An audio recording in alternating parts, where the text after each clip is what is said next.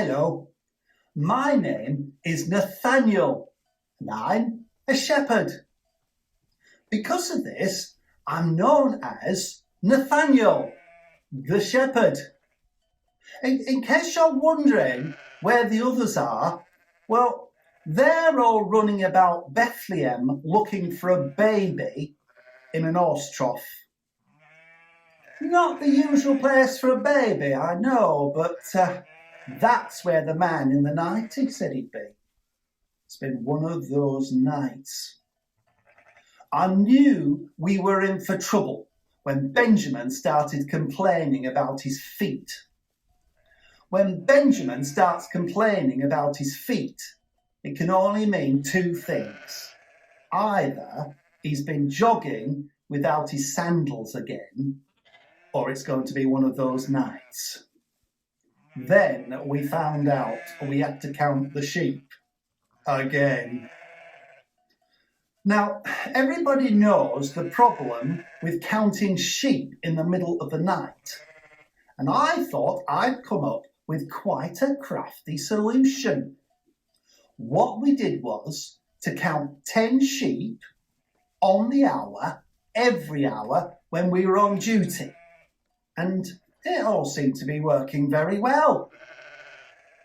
I began to get suspicious last week, though, when the total got to 13,000.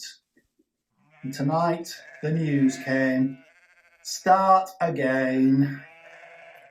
Well, we just started again for the 5th time when the man in the 90 turned up.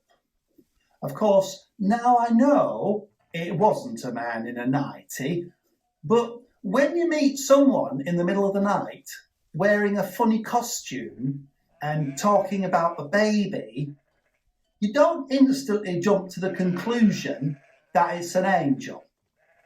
I thought it was his child and he'd been out celebrating. Then all his mates turned up and began singing.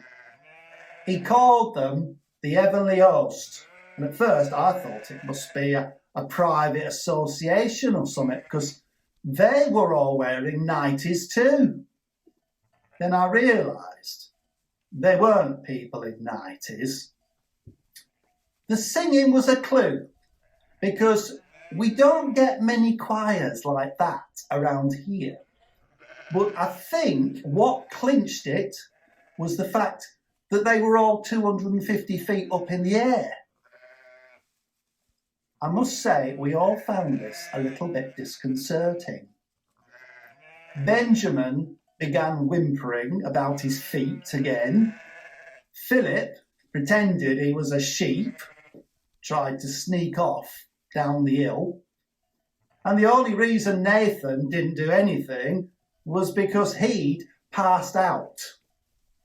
Then this angel told us not to be frightened. Very reassuring, and said there was a very important baby in a stable under a star and that we should visit him. Well, it almost seemed a bit vague. So we asked him which star, and he pointed out this great big one I hadn't seen before. Turned out he brought it with him. Very nice too. Anyway, that's where the others have gone. They took one of the sheep with them. That was Philip's idea. He said if it was somebody that important, we ought to give him a present. And when you're stuck on an hillside at 3 o'clock in the morning, there isn't a lot of choice. I got left behind to keep an eye on the rest of the flock and to come up with another crafty way of counting them. And I've done it. The secret is not to count the sheep at all. Just count the legs and divide by 4. Now, I know what you're thinking. You're thinking, there's an awful lot of legs out there and you're never going to count them all in one go. Quite right. What I'm going to do is count 10 legs on the hour. every hour I'm on duty. Bye for now.